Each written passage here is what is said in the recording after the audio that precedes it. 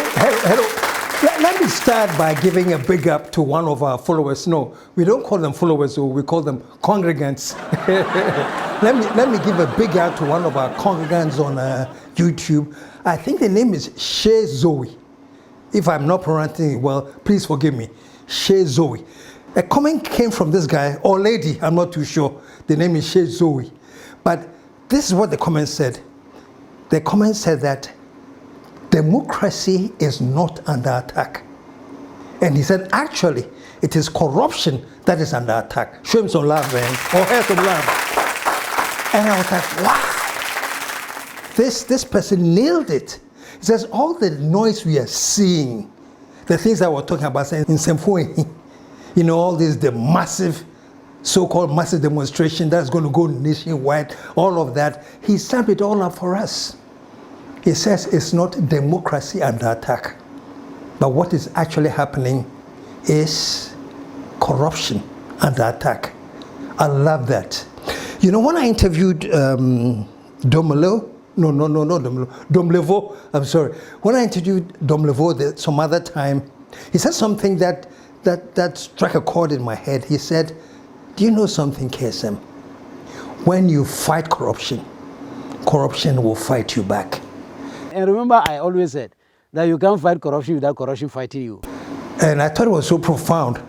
Or see, when you fight corruption, corruption will fight you back. And that's what we are seeing. I'm saying it plainly without any hesitation that all this demo about democracy and the attack, it's people trying to fight corruption. People trying to fight corruption.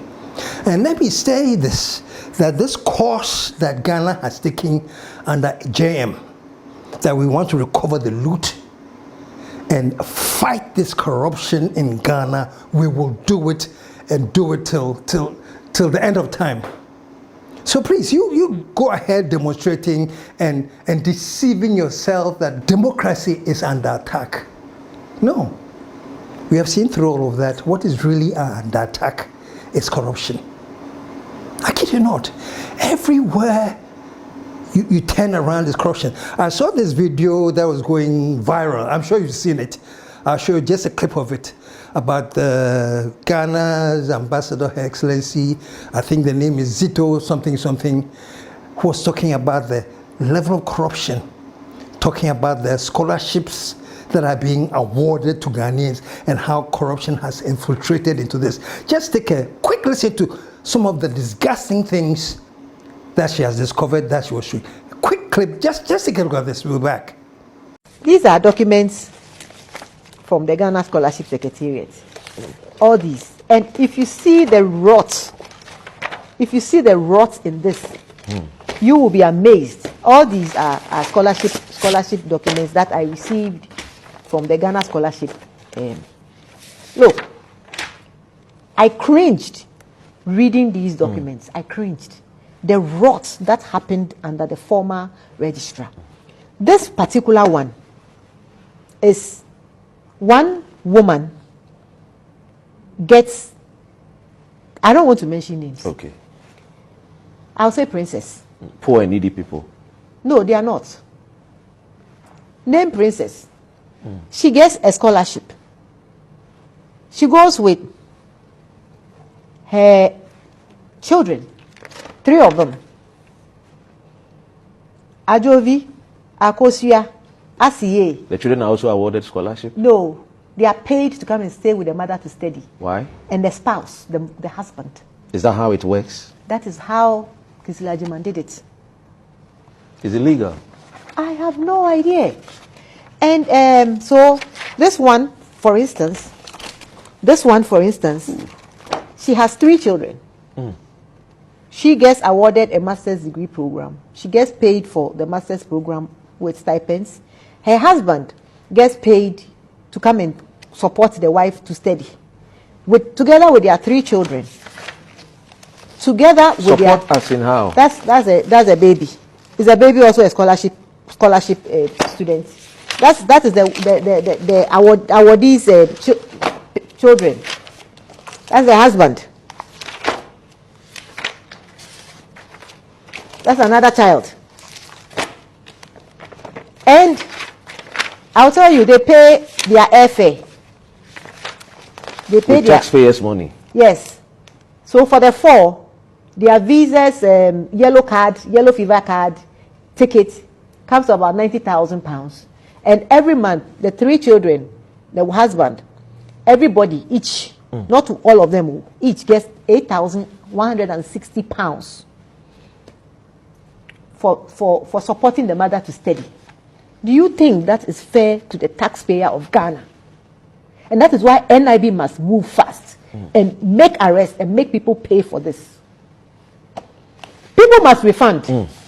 Why should my taxes be paid to take care of you to come and read MBA in London? When we have universities that can Come and read MBA. When you are coming, you bring your whole flock, including husband in tow. And the question I asked is, were the husbands not working? That they could move house and move to the UK to come and support their wives to study. No money share. Did you hear that, folks? One case, £90,000. That is not as annoying as knowing that the scholarship was given to a lady and her 3 children, and yet no, including her husband. And I'm thinking, oh, why? Were they all going to the US to study? No. The husband was there to keep her company. It's being paid by the state. Take care of her education, that of her 3 children, and her husband who was there to keep her company. I'd like to get married to that woman if I was younger, so that wherever she goes, I'll go there and keep her company and be paid. Folks, let's be serious. This is just one of. How much corruption, how much loot should a country tolerate before the people get upset? And this is why the scholarship secretariat could not pay these debts. This is why they could not. Because the money was being channeled to other places. It was being paid for airfare for whole family. Some of them had 4 children, some of them had 5 children, some of them had 3 children, plus spouse. Plus spouse. All with Ghana taxpayers. Yes. Plus spouse. So they were paying the tickets for them. They were paying them a monthly allowance for staying in the UK, all of them, the whole family. Because one person is coming to study MBA. And when people get upset about all this loot, some people in their eternal wisdom have the nerve to complain that democracy is under attack. And what is especially painful is that all this rot happened under your watch. Folks, give us a break, small. Respect our intelligence, kakrebio, not plenty. But you're looking at Ghanaians in the face that under your administration, one person, only one person, was entitled to £90,000 sterling through scholarship secretariat, because their husband and their kids had to go and keep the one woman studying company under your watch, and you have the nerve to demonstrate that democracy under attack when we're paying all these filthy monies in terms of scholarships to many people. The woman said it. It said this is one of many. She didn't go into all. Now I'm glad, I don't know whether it's Yoko or whoever is going to investigate it, and then we'll get the extent of the rot. And please, folks, if Yoko comes up with their findings and they decide that whoever was behind this has committed loot of an abominable nature, and the person is invited, I'm sure there'll be demonstration. There were too many arrests in Ghana. Go to hell, man. Why? You won't allow this country for once to get on its feet? Folks, this is what the resetting is about, though. The courage to fight corruption, knowing very well that corruption will fight you back. Sometimes I appreciate people like Rimonacha. You and I are not aware of the numerous death threats he's been facing. And then sometimes they include, so what family, so okay. This is what he's living under. Death threats not just for him, his family as well. Why? Because he's fighting corruption. And the way corruption is fighting his back is to threaten him and his family with death. Master, it's not an easy thing. Domlovo say, when you fight corruption, corruption will fight you back. That's what we are witnessing. On the right scale, big scale, that's now turned into we are going to organize a massive demonstration, all of Ghana, to show the world that democracy is under attack. Fellow Ghanaians, the time for silence is over. The new Patriotic Party hereby serves notice that on 6th of August, next week Thursday, we shall embark on massive demonstration to defend our democracy. We are starting here in Accra and we'll be going to other regions as well to defend our democracy, our constitution, and the rule of law. You see, let me say something. This is just a quick aside. I remember sometime, I think was the human rights, something, came up with some rubbish that Ghana has gone down on the human rights scale or something. It is going down. Why? Because of the arrest and things. Do you know where such a stupid report is coming from? And do you know what is inspiring that stupid report? It is we Ghanaians who say we are in the opposition. So when criminals are being arrested, we march to the embassy to go and report to the diplomatic people. Come and help us. So Ghana, they are now arresting people. And because they too do not have the sense to analyze, they just put it out there that right now there's a threat of people's lives and their arrest, so democracy has fallen. That's how that report came out. It was inspired by reckless statements being made by people. To the white folks, they have had that colonial mentality since independence. The generations have changed, but the cycle continues. And it has gotten to this time where they are now in front of the white folks telling them that democracy is under attack in Ghana, and they are publishing it and actually lowering Ghana's human rights record. We in Ghana know that that report is bogus and outmoded because we know that human rights are not under threat. We know that when freedom of expression is enshrined by the Constitution and Ghanaians are expressing themselves freely, it does not include criminal things. So if you do a criminal thing and you're arrested and you go to the white people, tell the white people, they are arresting us, so we haven't done anything, they are arresting us, shame on you. Once again, thank you to Dienoma, but that is the absolute correct title of what is going on now. It is not democracy under attack. It is corruption under attack. Corruption is strong. If you see the extent of the loot, it is done in such an unconscionable manner that you ask yourself, what is wrong with Ghanaians? It's so unconscionable. These are the nation wreckers. Yeah. It's not our small pickpockets. Yeah. These guys are gangsters. And what hurts me, folks, most of the times you hear some of these leaders. I think I've heard Miracle once talking about the complaints that people of Ghana are now facing. He actually talked about a place where there has not been any running water, blah, blah, blah. Schools that are blah. He was naming some things.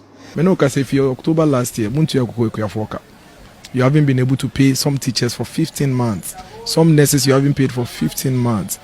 There are areas in Accra that have been seeing water flow through their taps since August. Senior high schools, they haven't received their feeding grants since October last year. You have increased electricity by 24%. increase water by 15%. People close from work at 5 p.m. They can't find transport. They get home at 12 a.m. and they have to wake up at 3 a.m. and still get to the office after 8.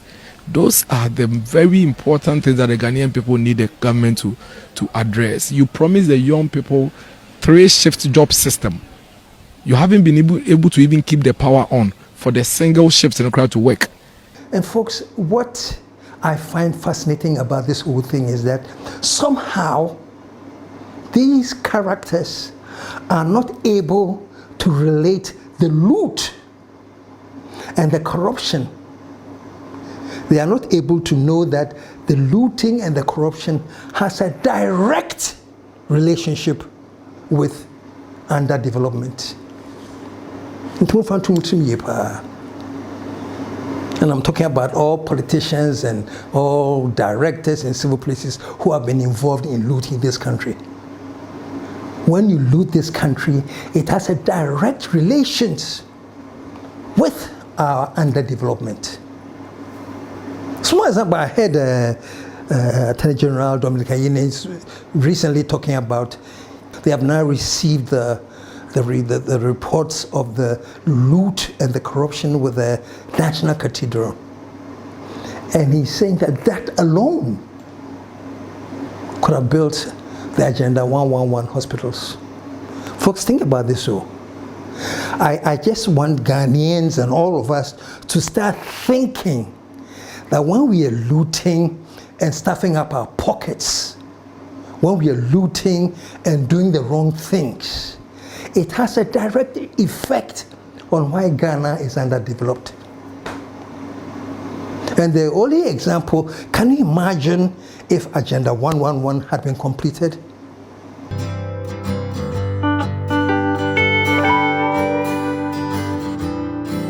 As you can see, it is the physical project.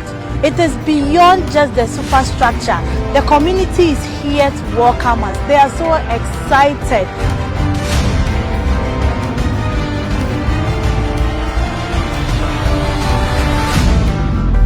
Since independence, this is the biggest and most expensive project. When we give them more, they will give us more. The people are so excited. At long last, Yagaba Kuboro constituency, we are getting a district hospital.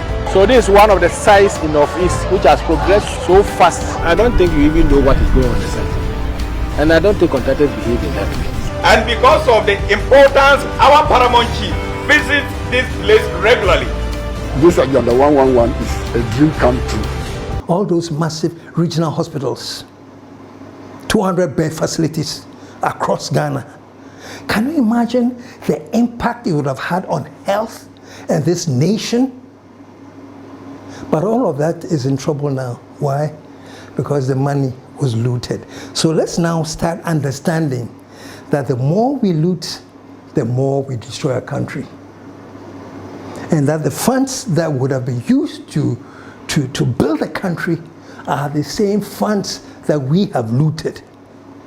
And if we have decided to start as a people, essentially, let us end this looting. Let us retrieve the loot and build a country. We have the nerve to say that, oh, then democracy is under attack. For real? For real? Look at the alleged loot that has been ascribed to Dennis Miracle Sabwaji. On paper now, for now, it's 55 billion. In excess of many, many properties and other things. The last time I remember, he was on there crying that the floods has affected him, so he's practically homeless. Everything has been taken by the flood. Lost everything. Everything. Yes. I have nothing in my house right now. The house is empty. We need to start everything all over again, from the road, from the street. Everything is gone. The only thing that we're able to save are the human beings who were brought out from the flood. Not knowing there are other properties spread all over this country. And him of all people will complain that people have not had any running water and Ghana is hard and nothing is changing. Really? Charlie, Mommy, I'm sorry. I'm not talking about Mommy, I'm sorry to Mr. Alu.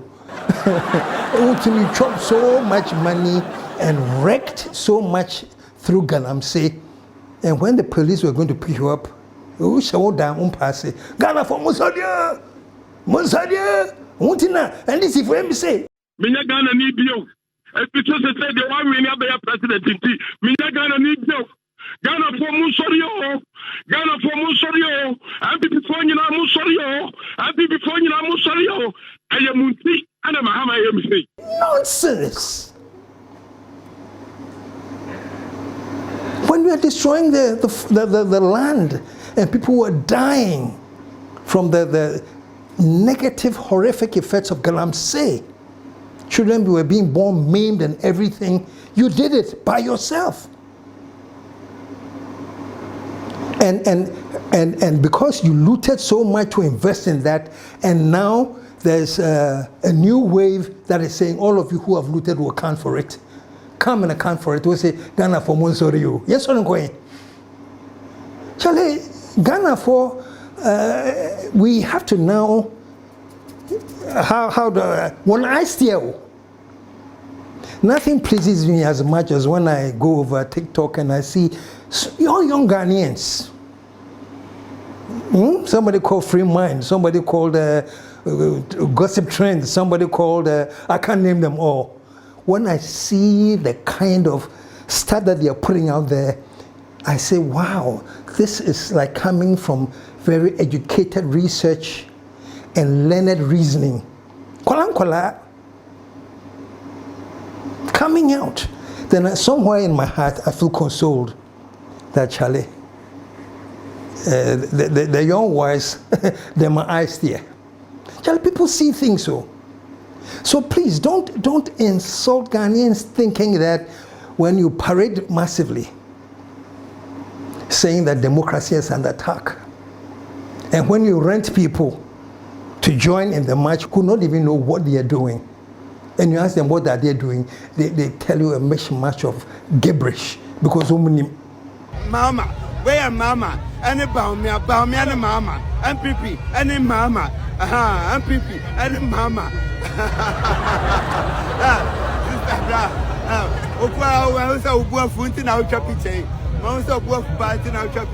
Camera, why are the bar? Manuko, Manentrade, Nails and Bar, what people, what a journey and people, when every bar, photographer, when every call, go.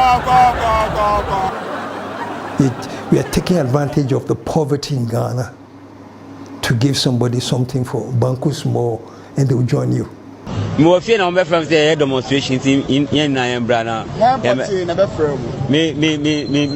Me Okada people for no. I'm not my friend. Yeah. Banama Banmuya, you were scared of Mamma and I say, I'm not a fool, my movie is almost on Meche Queen's Kakra. Queen's no Saka. This is Dufias and I'm Sabakan Queen. And then I'm Sakan Queen, I've been putting a video. We also have my 1515. 1.5. 1.5. Obinia, Unia with my child. Any That is the result of poverty. There's nothing magical about it.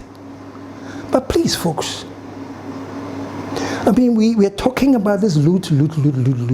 Just today, I want you to understand the direct relationship it has on development. I was watching Nana Amajako some few days on TV3 talking about the sad state of our education.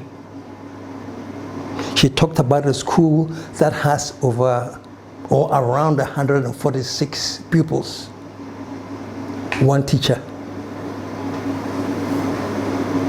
The school was dilapidated.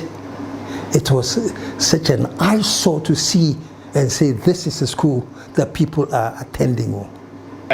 Teacher ni ba kope ene hwe school ne so nyina madam Efrosing Pacho Efremi ya bo Agnes Japan. O de me matese so nkwa na tade wa wan kasa. Pacho Efredi me brepa. We train teacher na. Pacho the hanye post you. Pacho me first station ani. For how long no wa ha? Pacho 3 years ko 4 years ni. Wow. Pacho match ya mu first match na me nya 3 me se me ko 4 years. Yes like me ha. Pacho Kama ha. David. Hey. Me brepa. Ena classrooms are here now. Bacho 8 classrooms. Ena on kwa na atade. Bacho ai. Nkole wo school na be be say. Do say. Mo ko be 140 getting to 150. 140. Bacho ai. Ena on kwa na o show mu nyina KG class 1 na sefo. Bacho ai. Na bosume so a ye ma teacher ni ba ko salary na say ye ma classes ni na ma. Bacho nipa ba ko pe salary no mo di tua me. Hey. Ai. Ena so we ni na. I don't be go ha na. Bacho Debbie. But she's there. She's sacrificing. She is sacrificing to teach, I would say, my grandchildren for little pay.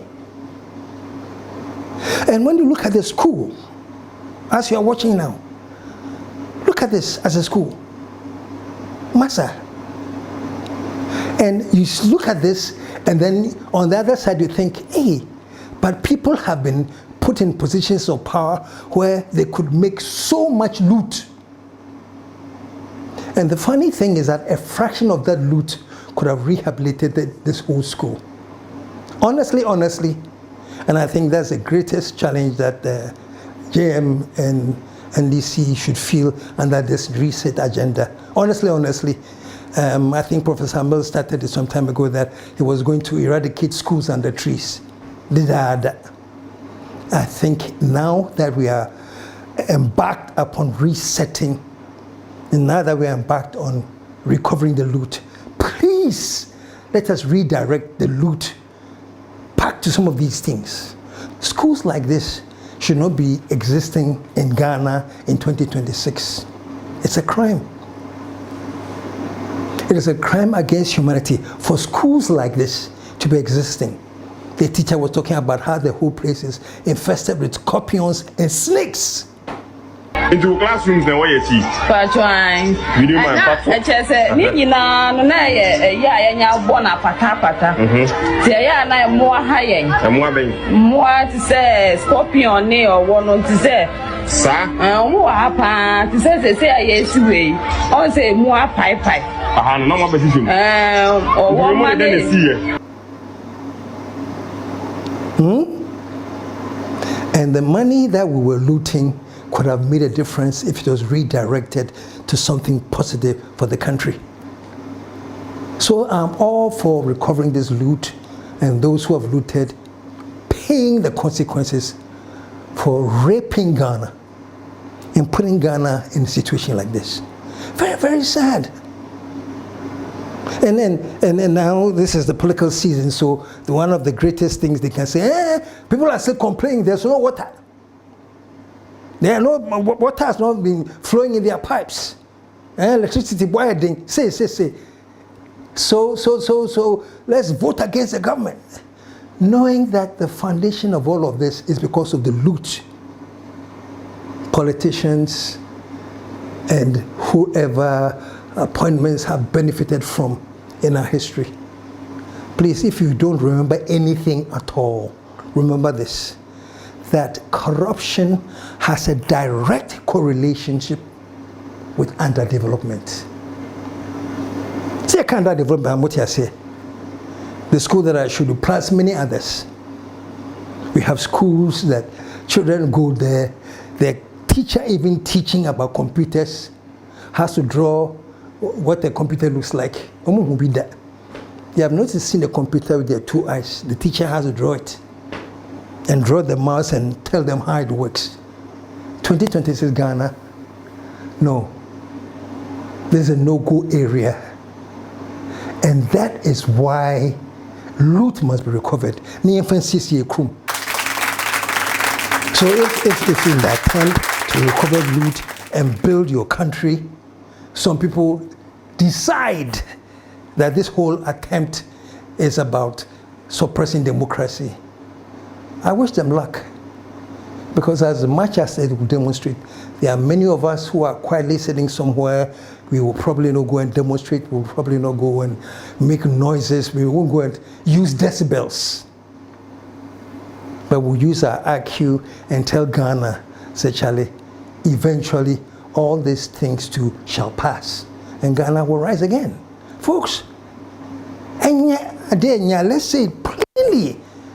That's why on the my last episode I was saying it's really painful to steal money from people and leave the country in such a decay, and then get on the platform and say, hey, we have to change government because people are not getting water. Have you linked that up to the fact of the loot? Even the loot in the cathedral alone. Give it to me, see Agenda 111, Uganda.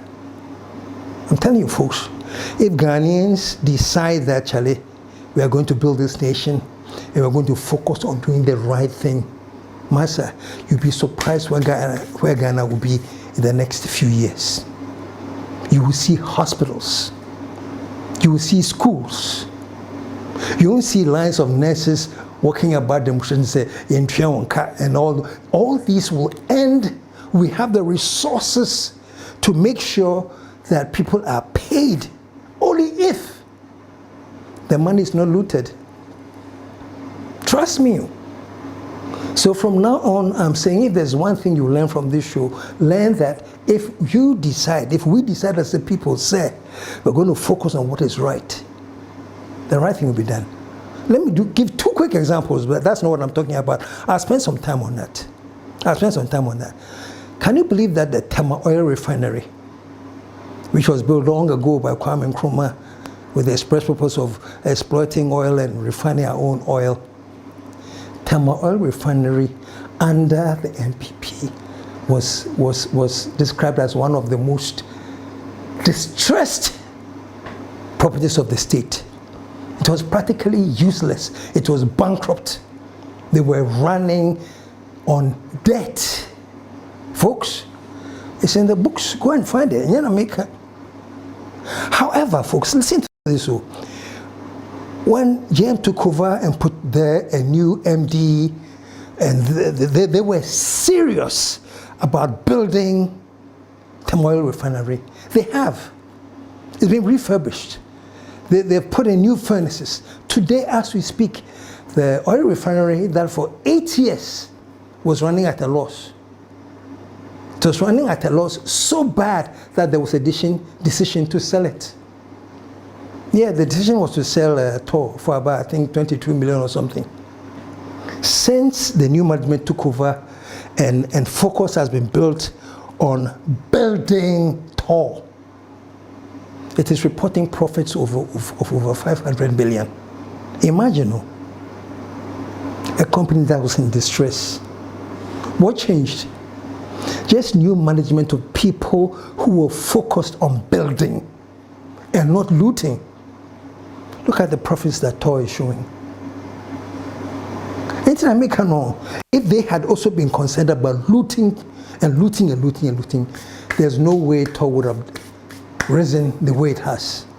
And the funny thing is this, not the funny thing, the important thing is this, the funds that were used to refurbish TOR to bring it where it was were done as they were rebuilding and refurbishing, and so all the funds that were used for it were internally generated. This, for me, long ago when Nkrumah came in, he says, when given the chance at independence, that's what he said. He says the independence, he was very happy with the independence, and he made this statement that we are going to prove to the world that when the Ghanaian is given a chance, they can prove to the world that they are capable of managing their own affairs. There is a new African in the world. That new African is ready to fight his own battle and show that after all, the black man is capable of managing his own affairs. That's why he set up the Gehog Industries, distilleries, pharmacies, and all these things under Gehog Holding, because he believed that when Ghanaians are given the chance, they can prove that they are capable of managing their own affairs. Look at TOR. Look at TOR. Is it being managed by foreigners? It's Ghanaians. I hope to have Dr. Combat here one of these days to talk about it. Folks, look at the gold board. As much as Sami Jeffy is being maligned and all these things, the gold board is a state enterprise. And all that it is proving is that Ghanaians can run and manage their own affairs. The place has been bad-mouthed and all sorts of negative things have been said about it. The only thing I know is this. Sammy Jenfi said they are all false, and he has challenged the Parliament of Ghana. You set up a committee to investigate. The whole Parliament, he has turned the challenge. Set up a committee to investigate. I will come there and face the committee. They ask me any question. Show me all the data you have that Gold Board is being mismanaged. Show me, and I'll answer everything. Folks, I'm still waiting for that day when the Parliament will invite Sammy Jenfi to go into Parliament and meet them. And let's see what comes out of the questions and answers. I'm saying this suggests that, yes, it's a state-owned operation and it has become profitable. TOR is a state-owned operation that has become profitable. Just because the leadership have had a change, they've been reset to prove that if things are done right, we are capable of showing to the world that we can manage our business. Why not? Well, it is sad. There are so many cases where Ghanaians have mismanaged to the hilt. I won't deny that. I know that. I've experienced it. But when the Ghanaian decides to reset and change their mind, it's amazing what can be accomplished. So I'm just giving you these two examples, but trust me, I'm going to do a whole show on this thing. We'll do a whole show for Ghanaians to understand that what has been lacking is leadership. And I think when Mahama was launching the newly refurbished store, he mentioned that the change in leadership and the change in direction is the reason of the profitability of the place.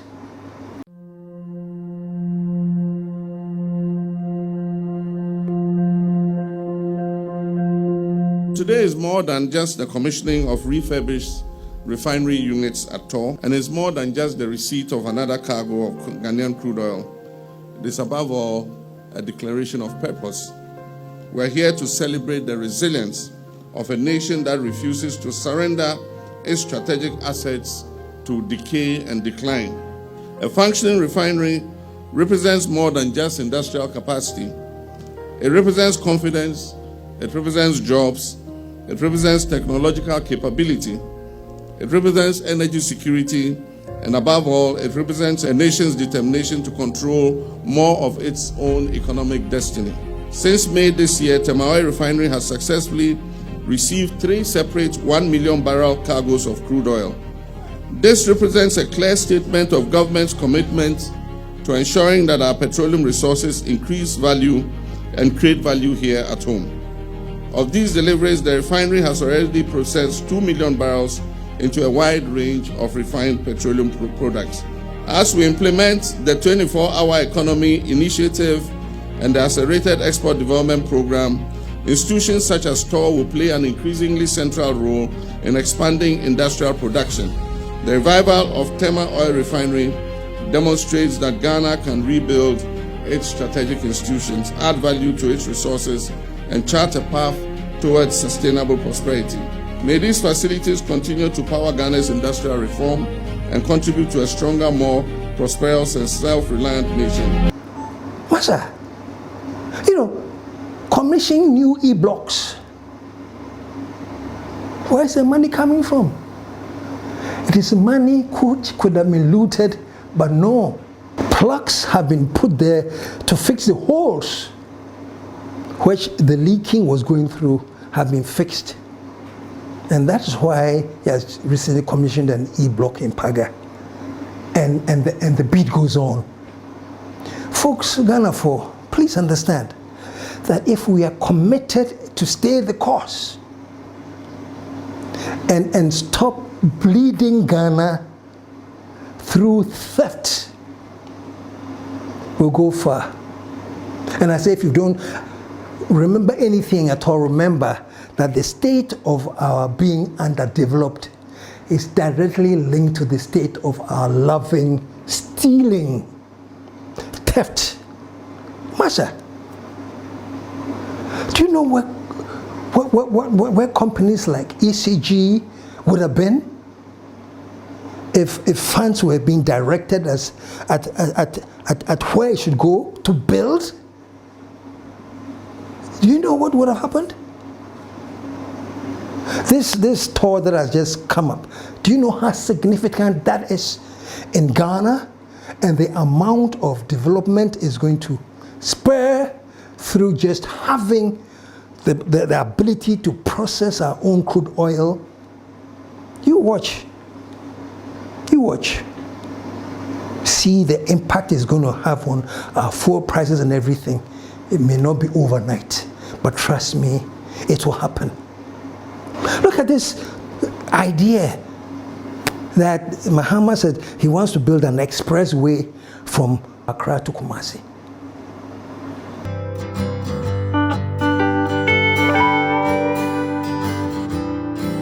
The Accra-Kumasi Expressway is the flagship of President Mahama's Big Push infrastructure program. It is Ghana's first fully modern 6-lane bi-directional Class A expressway, a highway worthy of a nation on the rise. Stretching 198.7 kilometers, this expressway will become the central spine of Ghana's economy, linking our capital city to Kumasi, the heartbeat of the Asante region. It will cut through the Greater Accra of the eastern regions, creating a powerful southern-northern economic corridor that connects people, markets, and opportunities. To achieve this, the expressway follows a brand new alignment. This alone reduces the current travel distance by more than 50 kilometers, bringing it down from 250 kilometers to just under 199 kilometers. The impact on time and efficiency will be remarkable. Travel time between Accra and Kumasi will be cut by half. Transport costs are expected to fall by nearly 40%. And during construction, the project will create over 30,000 direct and indirect jobs for engineers, artisans, suppliers, and young people eager to work and build. But this project is more than a road. It is a catalyst for transformation. It will spark the development of new industrial parks, logistics hubs, storage centers, and service economies along its length. It will power our 24-hour economy and strengthen Ghana's global competitiveness. The expressway will feature 8 major interchanges, each designed to ease congestion and enhance access. Can you imagine? Expressway from Accra to Kumasi. And the funny thing is, some chairman be of some committee in the NPP, something Bute, actually was on radio talking about, even the expressway is the work of the NPP. He actually said that the NPP actually put money in and committed contractors to do it. Kumasi to Accra. And NPP na di ma contract. Me say, we no want to contract. Something now so can say. Me say Francis, my boni pedi. What so say? What friend? Francis, one another minister for friend Rosa or the woman dey in my contract. More de ma contractor why? O de ade ma contractor. O de ma contractor why? Well, go by interrogate. Chama ko mo na ye di. O na wo say tete. I got you obi a o be interrogating say we say na everything. But you are lying. I'm not lying, please. No, Chairman. That is why. Listen, I'm referring. Oh, be na referee who say me no kasa radio. So we are radio so now o kasa. Do you get it? And a Ghana na yes. What I know and I make a show. So and then nipa na kasa asem na chiro no, Mr. Ko bi se mu biem ansa na bia wako kan baby. Say express road. NPP na Accra to Kumasi. Yes. Hey. Menka say mo ye do a carriage from Ahadi Amasama Road you. Menka say the new express road. I don't know you can't as one can say I want to hear. Mr. Busasu, Fredo. Oh, I need no more. Fredo. Adi Oma can Parliament can still out down. Fred was as all on the end of the contract. Fredo. I mean.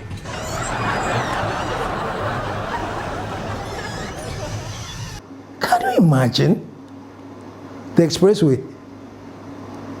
Mr. Speaker, the Honorable Asenso Boache suggested that the proposed Accra-Kumasi Expressway is wasteful. Mr. Speaker, I was surprised and amazed to see a colleague, member of parliament, particularly an MP from Kumasi, to describe the project as wasteful. Mr. Speaker, an MP of which the road is leading to his constituency will say that the road is wasteful. Mr. Speaker, to the extent that the said MP wrote to the president to say to the president that don't do that project. Mr. Speaker, I am surprised. Mr. Speaker, I'm surprised to hear that. And so, Mr. Speaker, let me say this, that this road from Accra to Kumasi is more than a road. It is opening up a country. So for an MP from that constituency to write and to say that the road is wasteful and we should not do it, and write to the president that the president should not do the project, Mr. Speaker, it's untenable. Right, Honorable Speaker. But let me come back to the real thing. Look at the idea of building an expressway. And even the idea that the Ghana Army should be committed to the building of it. And you'd be surprised to see the Ghana Army at work. Work has begun. They are in the forest cutting down trees, creating the path. In rain and in daylight, they are working to build this expressway. So we are now at kilometer 74, and then Kumasi is at 175. So we are about 100 kilometers away from Kumasi. Yes, sir. So we have come all the way from Accra to come and commend you for being in the field all this while, waiting for the right equipment for us to commence this particular project. Now that we have everything, all is set for us to push ahead, make sure we meet our targeted KPIs, and then do a good job so that we can be able to clear the right of way for the Accra-Kumasi Expressway project itself to take off. But with what I've seen so far, I want to commend you for your yeoman's job. We know it's been difficult, you have left your families, but you are the guys who are now lifting up the flag of the Ghana Armed Forces once again. This is our contribution to the development of the country, and let's do it to the best of our ability. Our engineers have been top-notch all these years, but now that we are being given the opportunity to show what we are made up of, let's do it and do it well. So from Accra, from the service chiefs and all your colleagues, we are happy with what you are doing, and we have come to commend you and to encourage you. So keep it up, okay? Where's the money coming from? Have you heard that Ghana has gone for loan to do it? Well, they may look for loans and things to do development, but I'm saying this money now has become available because the doors have been closed. Sekankayebelutuno and ATT expressway no. So Ghana for the last time, there's a direct relationship between corruption and underdevelopment. This is what we must know. But what we must also know again is that corruption is so strong, it never wants to die. And so if you want to fight corruption, corruption will fight you back. And that's what we are seeing now. Because right now, as I speak, under this whole resetting agenda, corruption is under attack. Thank you very much to my congregant, Zoe, for giving me this wonderful title, that what is under attack is not democracy, it is corruption. And as I said last week, to wrap up, let me repeat that the bedrock of democracy is accountability. This country and people who have held power must account for what they use the people's funds for. the funds that we borrowed, whatever funds that were generated, that we decided to chop. The country must have people in positions that must account for it. And it's very, very interesting that the number one person who should be in Ghana accounting for these facts is our finance minister, who was bolted from Ghana. He's in America. He should come to Ghana just for one thing alone. No, maybe he has a truth behind him. But just come and look at Ghanaians in the eye. The people that say, I can't abandon you because you are my children. Remember back in the day when there was pressure for him to quit? He said, no, I can't quit. I love Ghanaians. They are like my children. I'm like a father to Ghanaians. You say resign. Will you resign because of going to the IMF when you said you were not going to the IMF? That's not a very good question. You know, it's almost like telling a father to resign from his children because he's changed his mind. So all I'm saying is, Ken, please come and look your children in the face and say, I did not steal or embezzle anything. All these haircuts and things you are talking about are not true. I did the right thing. Look at our face and tell us. And so if we Ghanaians are your children, we're calling you, we're begging you, Father, come back.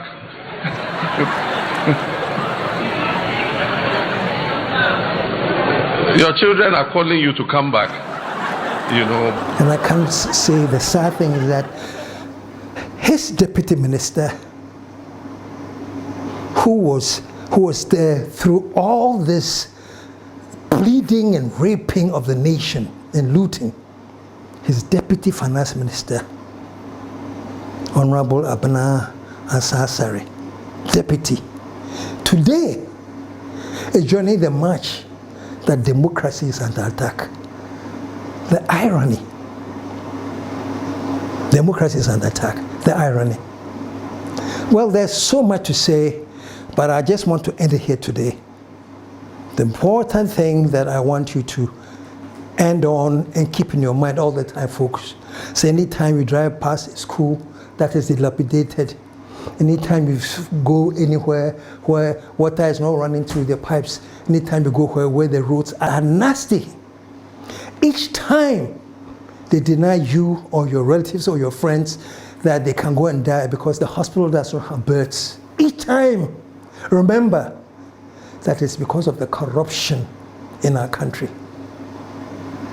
Go to hospitals and see newborn Ghanaian children lying down with their mothers.